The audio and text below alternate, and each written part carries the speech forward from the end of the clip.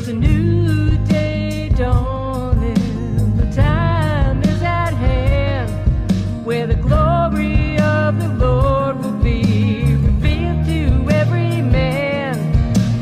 Open the door, open the door, open the door, and let the King of Glory in.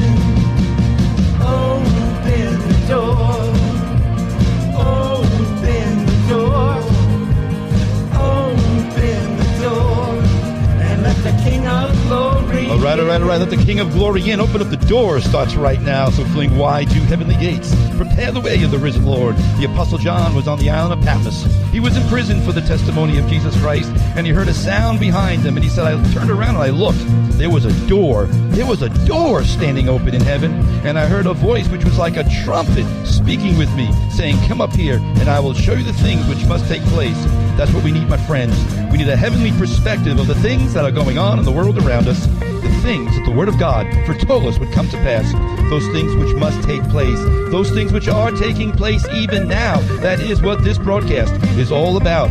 Discussing the issues of the day, discerning the times in which we live from a biblical perspective and worldview. Good afternoon, everybody. Andy White here, and what you are about to hear is the fusion of heart, mind, and soul. And I'm so glad that you are all joining with me for a brand new edition of Open Up the Doors this week. Please, I am streaming live on Facebook Live on my Open Up the Doors Facebook page at facebook.com/faithfm 91.7. So go on over, and you can see what's going on there over on Facebook Live where I'm streaming.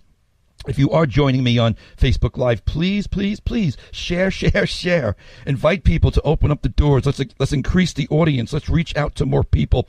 The more people that share, the greater the listening audience. It grows exponentially as you share this Facebook page into your streams as you're watching Open Up the Doors on Facebook Live. Again, that's facebook.com/faithfm 91.7. If you've never liked my page, please like the page. And as I always say, we like to be as interactive with our audience as much as possible. If you would like to email me, you can email me at ajwhite777@icloud.com. It's ajwhite777@icloud.com. I got some important information for all of you who are listening all across the fruited plain. We've changed our website. It used to be eastgatebroadcasting.com, but there is a new website where the internet streaming will be coming from. It's the website for the home church that Faith FM is part of, the Hamptons Christian Fellowship. So the new website information is simply Hamptons Christian hamptonschristian.com. Now, if you go to the old website, eastgatebroadcasting.com, it will redirect you. But get on over to the hamptonschristian.com website, and once you get there, bookmark the page. There'll be a tab there for Faith FM along with all the other church. It's a regular website with all the menus for the different activities and things about the church. Faith FM is an extension, is a ministry of the Hamptons Christian Fellowship. So, go on over there, bookmark the page, so you can stream this over the internet. If you're outside of the FM broadcast area. But quite frankly, I mean, obviously if you're sitting at home and you're at your desk or in an office, streaming it on your computer works just wonderful. But on your mobile devices, the best way to get Faith FM 24/7 really is to get the free Faith FM app. And you can get that again at hamptonschristian.com. That's hamptonschristian.com. And I do believe my video producer is putting those links up on the stream there on Open Up the Doors on the Facebook Live page.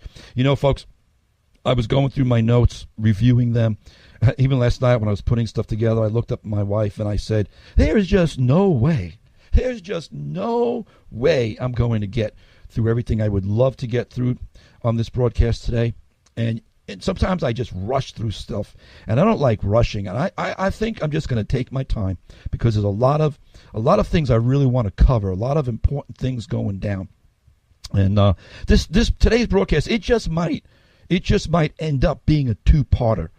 I'm just going to get through what I can possibly get through today, and we'll see where it goes. We'll just see where it goes. I'm not going to.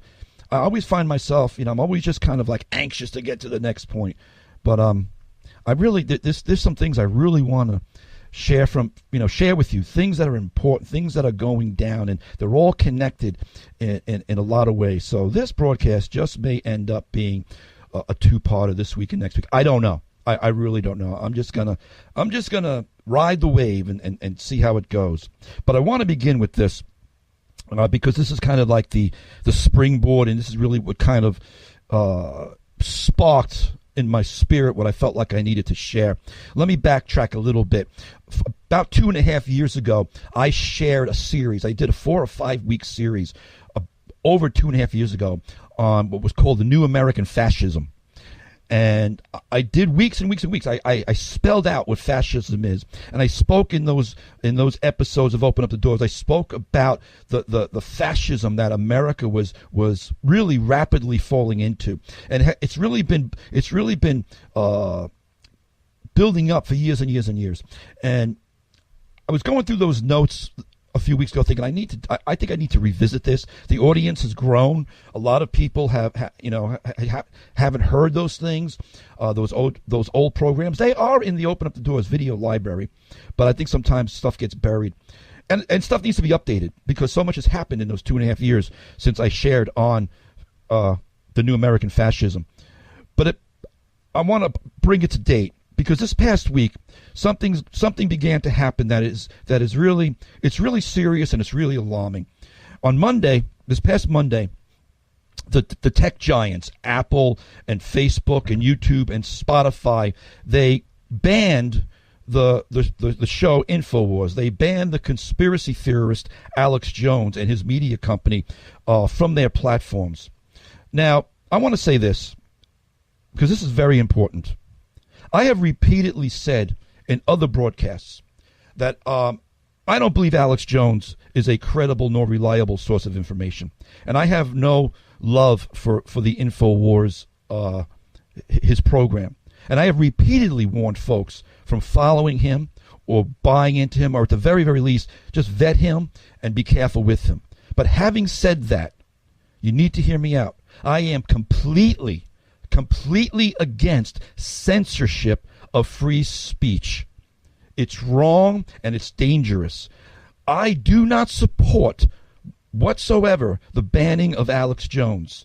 This is simply another dangerous leap in the wrong direction from the powers that be. Again, I don't endorse his show. I don't like his show. I don't like him. But I will stand for his constitutional right to have his show without banning it. As Martin Niemöller once said, Martin Niemöller was a German theologian. He was a pastor during the years of Nazi Germany. And everybody knows this famous quote. They don't necessarily know who said it, but this quote from Martin Niemöller needs to be brought back to the forefront, because this is why I take a strong stand on this, and we all need to. Martin Niemöller said, first they came for the socialists, and I did not speak out because I was not a socialist. Then they came for the trade unionists, and I did not speak out because I was not a trade unionist. Then they came for the Jews, and I did not speak out because I was not a Jew. Then they came for me, and there was no one left to speak for me.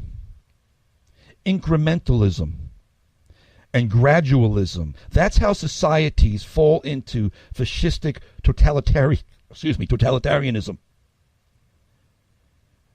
And again, I totally stand with Alex Jones on his right to his First Amendment's free speech. I don't agree with what he says, but he's got a right to say what he says. This is America. We have a First Amendment in our Bill of Rights, which I'll get to in a moment. The tech giants, like I said, Apple, Facebook, YouTube, Spotify, they all claimed the reason they were banning Alex Jones was because that he incites hate and possible violence. So they banned him, of course. I want you to hear me out, folks, because this is important. You don't fight hate speech with censorship. You fight hate speech with free speech. You fight political ideas that you don't agree with more speech in the marketplace of ideas. As a somewhat humorous aside, as I was preparing my broadcast last night, I found this. It's so ironic. It's so ironic. So often we find that those who will scream for their First Amendment rights with their filth and garbage will be the ones who will shut you down because they don't agree with you. And a major porn site, I was just reading this last night, a major porn site. Now, Marcia, my wife, she told me, don't say the name of the site. And I was kind of like, why? Why should I name the site? You don't want anybody going there. Well, nobody in this audience better go to a porn site. But I will take my wife's advice. I won't tell you the name of the porn site. But I'll call it questionmarkporn.com. I hope there's not a site out there called questionmarkporn.com. I don't know if there is. That's not the name of the site, but it's a porn site. But you got to hear what they said. This really, I was really tempted to make this a theater of the absurd. But here's what the CEO of blank question mark porn said. Quote, as an inclusive platform, hate has no place on blank porn. What? As an inclusive platform, you've got no place here.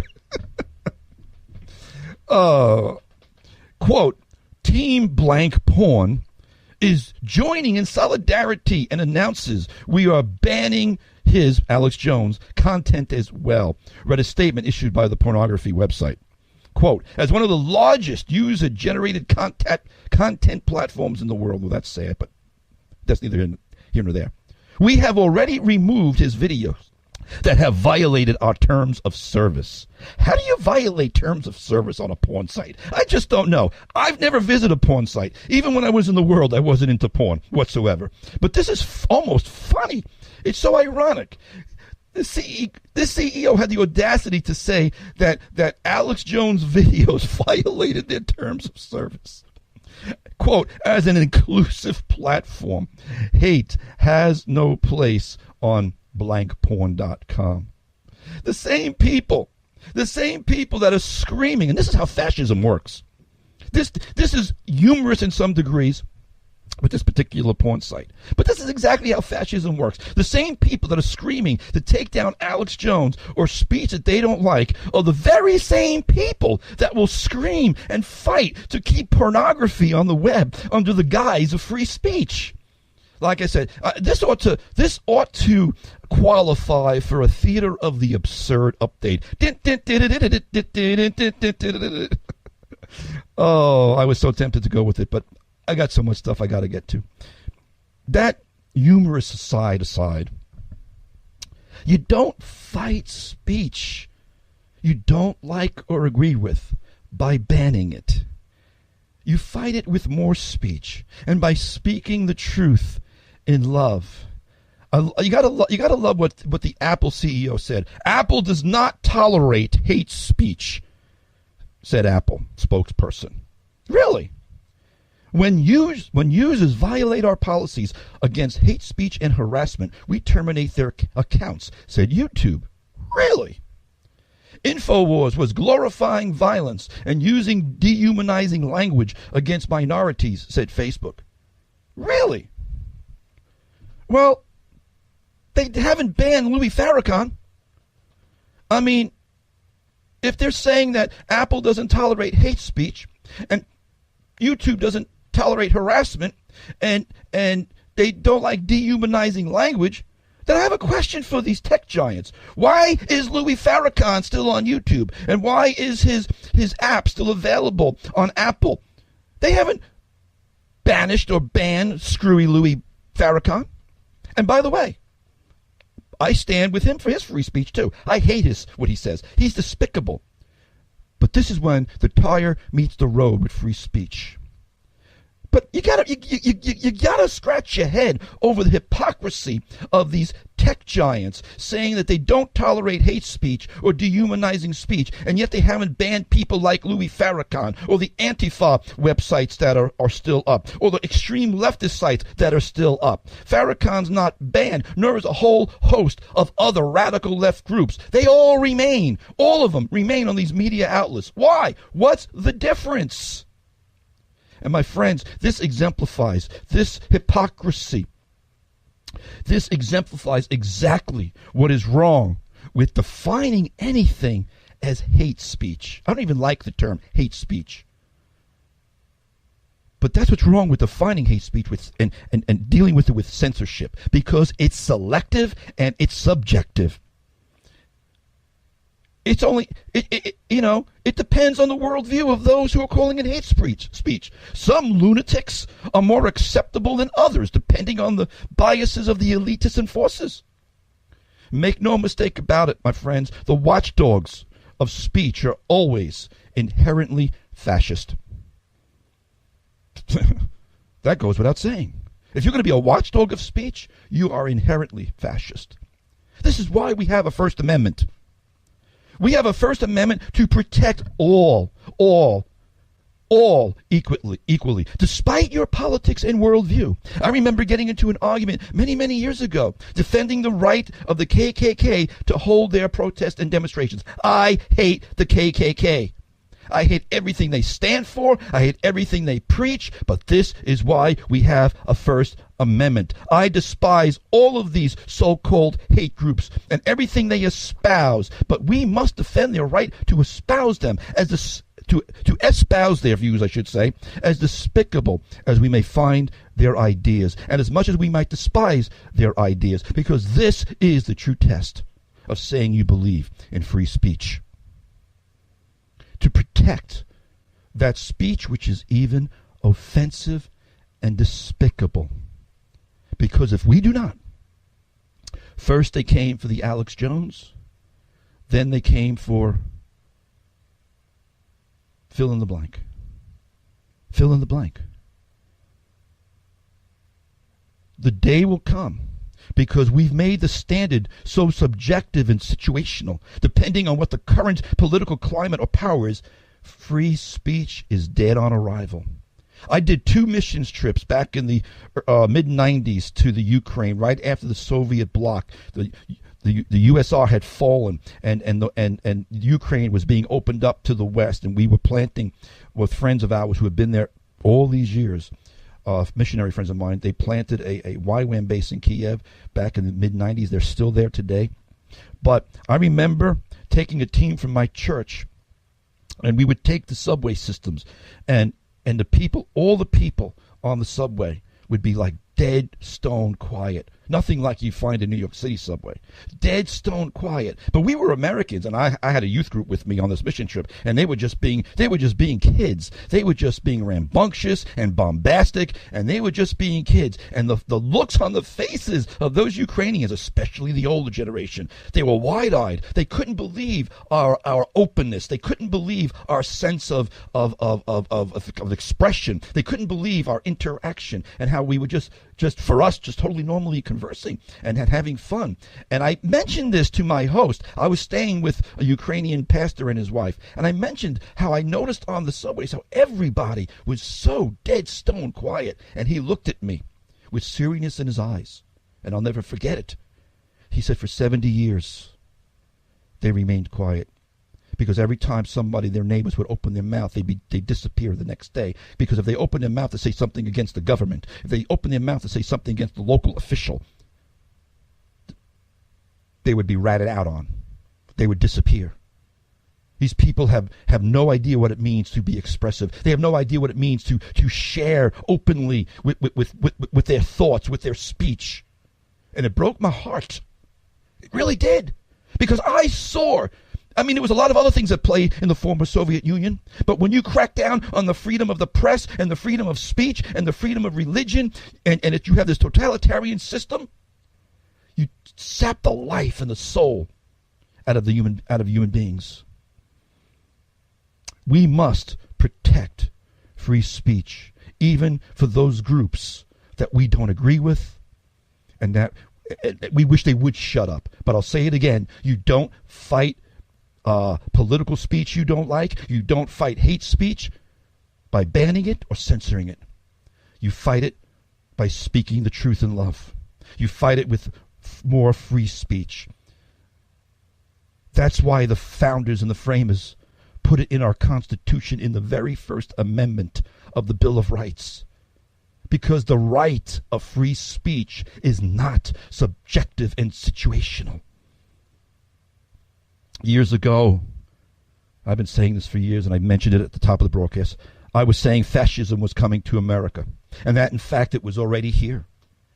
And when you have companies like Facebook and Google and YouTube and Twitter, and all the major tech companies with all their power and money dictating the free flow of ideas, we are on a dangerous precipice, my friends. People 50, 40, 30 years ago used to talk about a military-industrial complex. President Dwight D. Eisenhower gave a famous speech. I think it was, it might have been, no, it was probably a State of the Union address looking at the date. On January 17th, 1961, President Eisenhower gave the nation a dire warning about what he described as a threat to democratic government. He called it the military-industrial complex. That term became big in the 60s.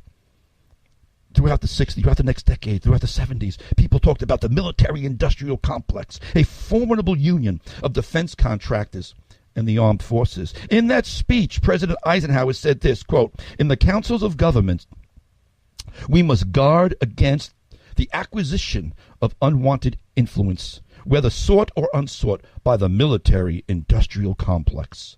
The potential for the disastrous rise of misplaced power exists and will persist." Oh, that last statement in that quote, it grips me because this is what we're facing right now. The potential for the disastrous rise of misplaced power exists and will persist. And he called it the military-industrial complex. But the military-industrial complex, my friends, has morphed into something far, far more insidious. And I'll dub it, I've just created this. Well, I actually created it last night.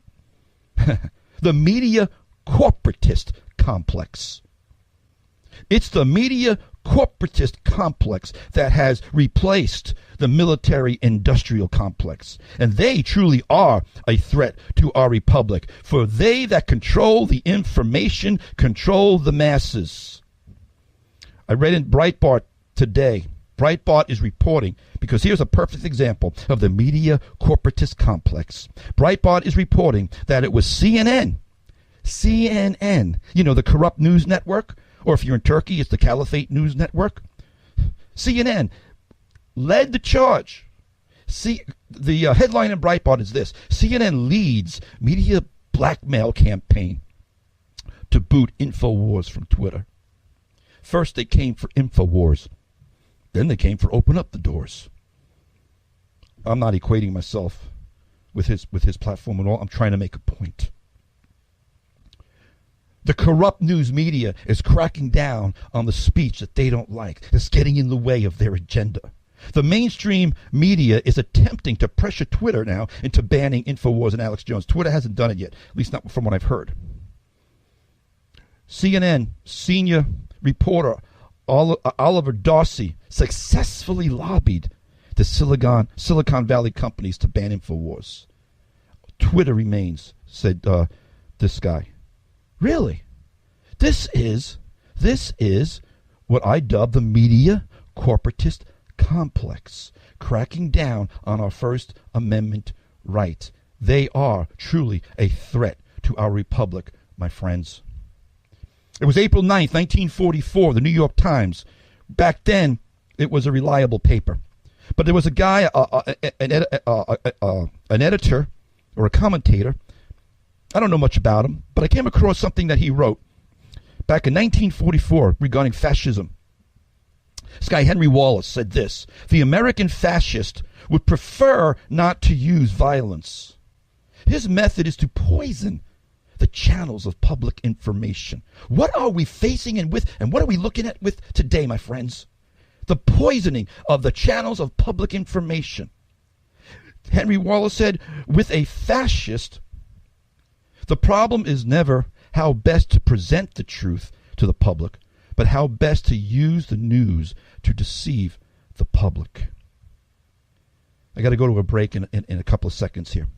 But this past week, there has been a major uproar from the media because Donald Trump has called the fake news media, quote unquote, the enemy of the people.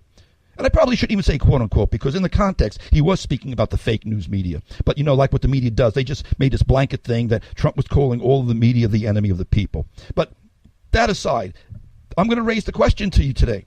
Is the media an enemy of the people? Well, many of them certainly are an enemy of the truth, my friends. That's for sure. And I'm going to have more on this when I come back. We're gonna make it after all. We're going to make it after all. Hey, wasn't that the last line of like some old sitcom or something? Wasn't that Mary Tyler Moore? We're going to make it. I don't remember. I just remember that line. They must have stolen that. Anyway, that was Reliant K. I'm just enjoying the music and a little bit of the break here, folks. Welcome back. Andy White here. If you're just tuning in, you are listening to Open Up the Doors here on Faith FM, WEGB 90.7 and 93.3, Napeag, and WEGQ 91.7 in Quad. And I probably should say at this moment in time, before I move on with my thoughts for the day, that the views expressed by the host of this show, namely me, are molded by the Word of God along with the empirical evidence, both experiential and observational, which is lived out by me on a daily basis. They are not necessarily the views of Faith FM, and they may not necessarily be your views either, but I thank you for joining here with me to listen to what I want to share, and maybe I can influence you into right thinking like me.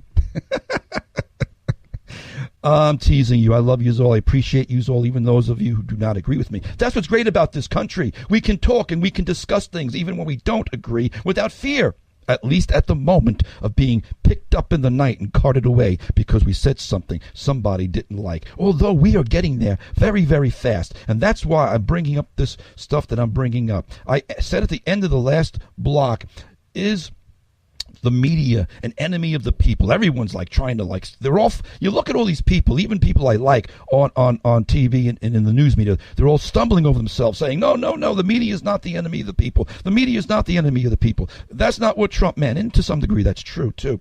But I want to tell you something, folks. It says in Ephesians, most of us in this audience know this passage of scripture, but it says in Ephesians, for we do not wrestle against flesh and blood, but against principalities, against powers, against the rulers of the darkness of this age, against spiritual hosts of wickedness in the heavenly places. Yes, the enemy of the people, the true enemy of the people. And this is going to be the underlying thing for this broadcast and possibly next week's broadcast. You need to understand what I'm saying and what I'm speaking here. The enemy of the people, the real enemy of the people, is Satan. It's Satan and his hordes and his demonic powers. And I fully realize, because of the scripture, that we do not fight against flesh and blood. But that's exactly the point. Satan works through institutions and through people. But dealing with this, I'm going to show you the nexus, if I can, about what I'm getting at here. But about 2 weeks ago or a week ago or so, there was this insightful column, I thought it was insightful anyway, by Daniel Greenfield, writing in Front Page Magazine. And the title of his article was, or is, The Enemy of the People. And I'm going to quote some paragraphs from him that I thought were very insightful. He says, the media claims, quote, the media claims to be very offended when it's referred to as the enemy of the people. But it's only the people part that offends them. The people, quote unquote, are the vague and amorphous grouping that the left claims to be fighting for. But remember this, folks. Every leftist regime in history has murdered the people in the name of the people. Let that sink in, because that's truth. I'll say it again. Every leftist regime in history has murdered the people in the name of the people. And like every leftist movement, Daniel goes on to write, Daniel Greenfield in this article here, he goes, like every leftist movement, the media wants to destroy the American people for the people. He's right. He is absolutely right.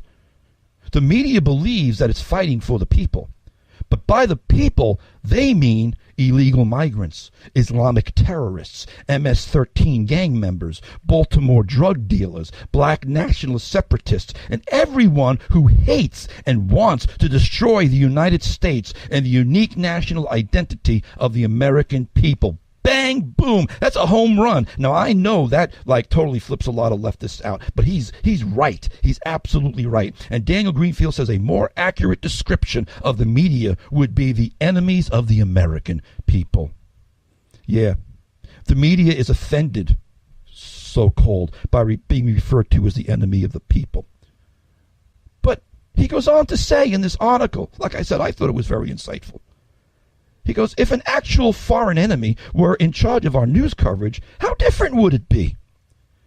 There's really not that much of a difference between how the media covers America and how Al Jazeera or Russian Times or Zainhu, or I don't know how to pronounce the Chinese paper, but other enemy state medias cover America.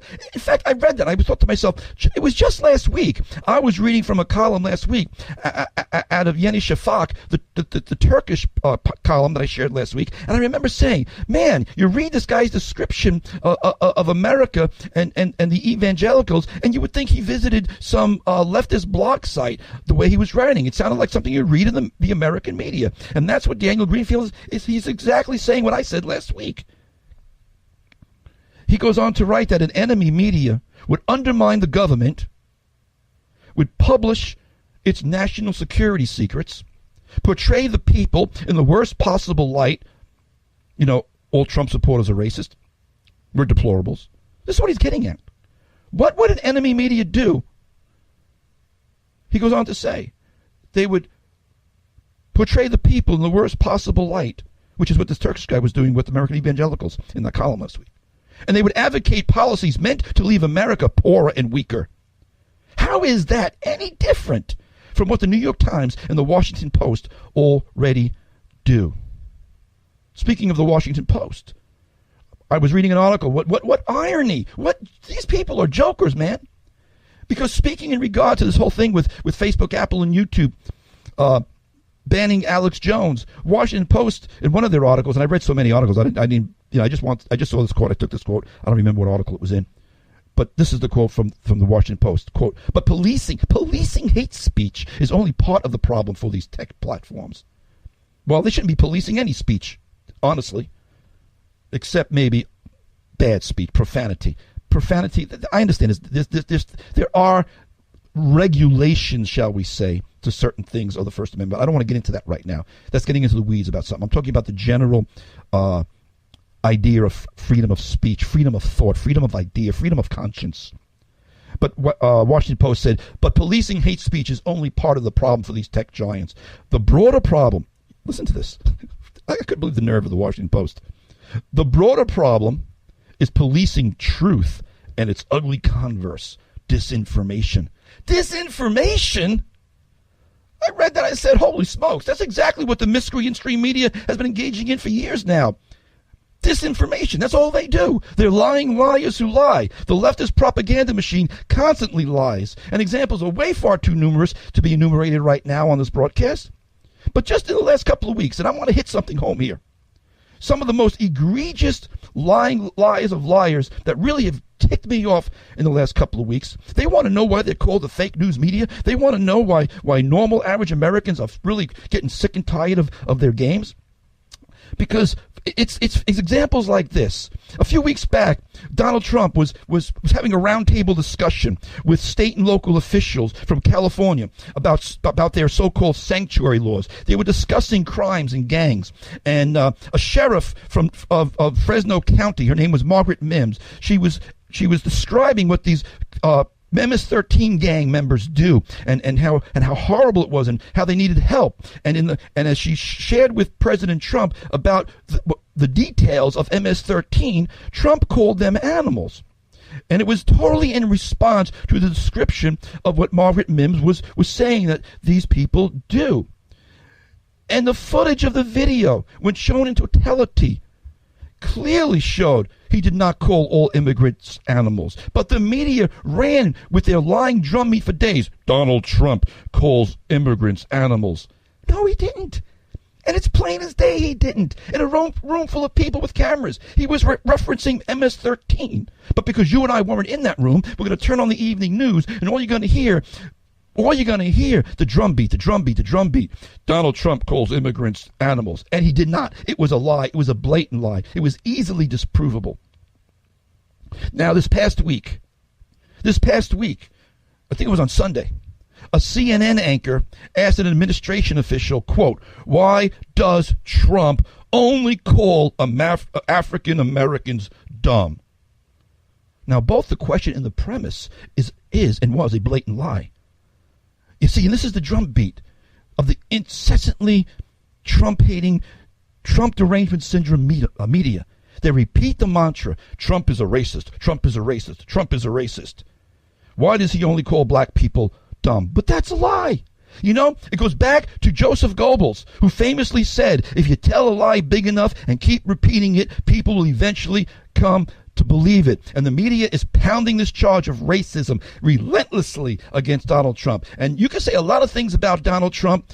A lot of things has been said, but the guy is not a racist. And I am sick and tired of the left and the media banging this drum. He's a racist. When they take things out of context, and when it makes my blood boil. Now listen, folks, I'm not defending Trump's propensity for calling people dumb. But the media flat out lies and twists it into racism when it's not. This past week was crazy. The race-baiting media mob. You had Anna Navarro and Chuck Todd and Don Lemon and Jeffrey Toobin. They're all reading from the same script. They all got the same talking points every morning from their deep state masters.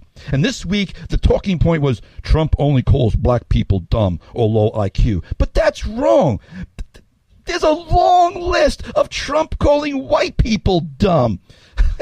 And again, I'm not defending Trump for the way he might belittle people or bully people. That's another issue. And some of that is just shtick. Some of that is just his personality.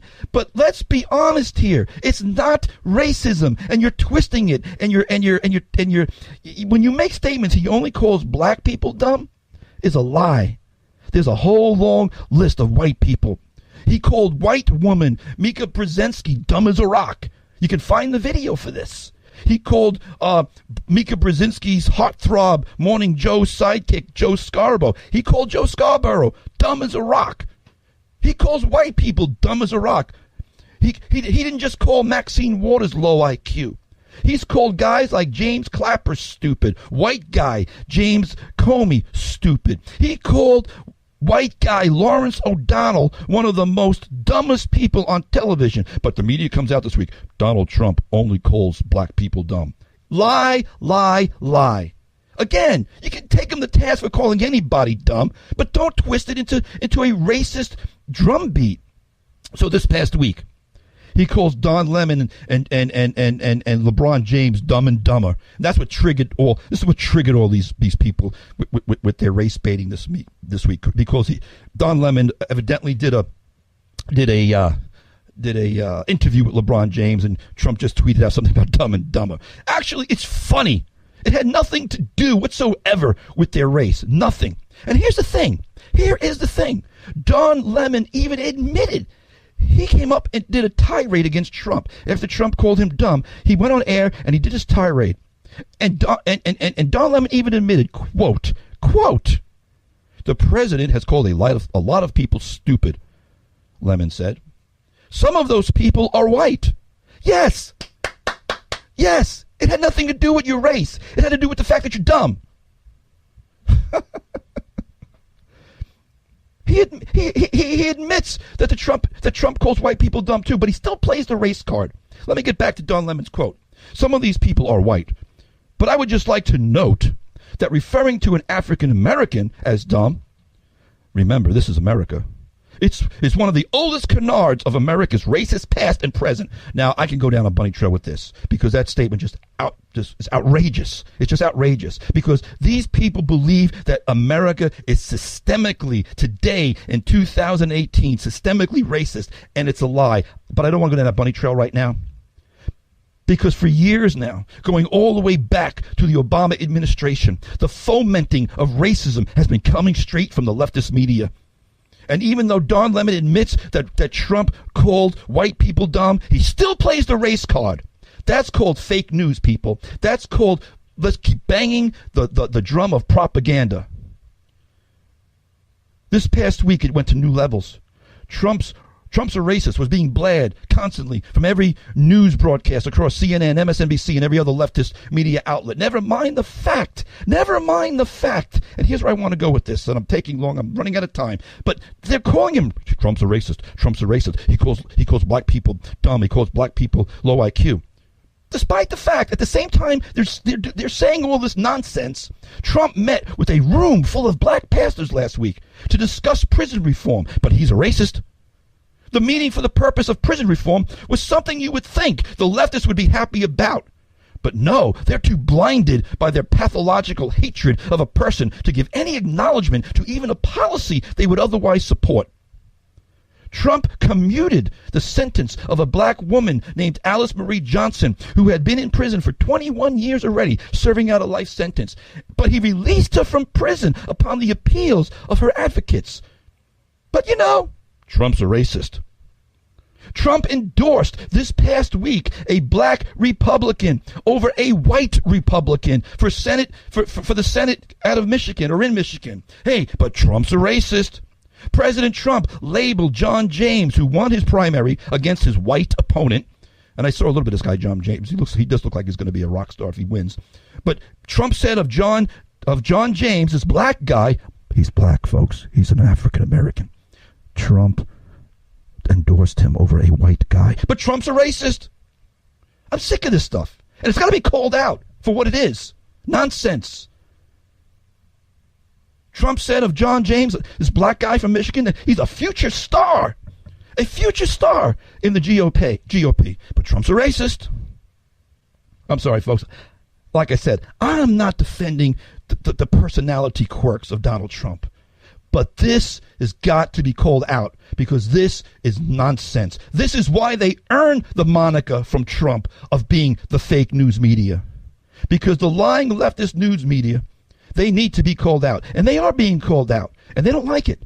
They don't like being called out for the hypocrites that they are and what they've been all these years. And that's why they're going epileptic. They don't like being called fake news. But they prove themselves to be fake news almost every day. The radical leftists I'm talking about. Because they are lying liars who lie. And they are being used, wittingly or not, by the father of lies. We wrestle not against powers. We wrestle not against flesh and blood, but against powers and principalities. Here's the nexus. Who actually is the enemy of the people, my friends? An enemy who wants to keep people from knowing the truth about anything. Because he is a liar, and he has lied from the beginning.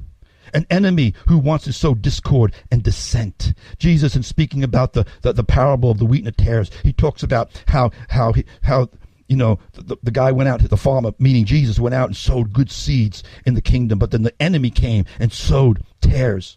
The enemy is one who sows tares. The enemy who sowed them is the devil, and the devil foments discord and dissent, and he's coming straight from the media corpus complex in the way he is manifesting himself. I've got to take a break. I'm way overdue. I just got to do this. I said I had a lot here. I said at the top of the show I wasn't going to get through stuff. Listen, folks, I got to take a break. Stick around. I'll be right back.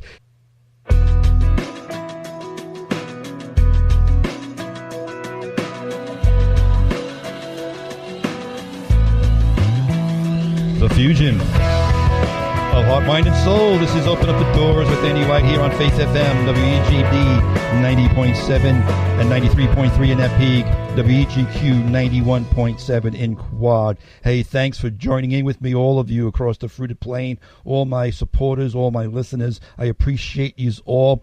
If you are just joining us, I am streaming live on Facebook Live at my Facebook page at facebook.com/faithfm 91.7. Join in the conversation over there. There's a bunch of people who are conversing there and inputting and sharing their thoughts about what I've been sharing here on this broadcast. And I want to get back to the broadcast, back to what I was sharing, because I've actually only got very few couple of minutes left. But I've been talking about the enemy of the people, how the press has been going apoplectic, I should say, being referred to as the enemy of the people. And we know as Christians that we wrestle not against flesh and blood, but against powers and principalities, against spiritual hosts of wickedness in the heavenly places. But Satan works through these institutions and through people.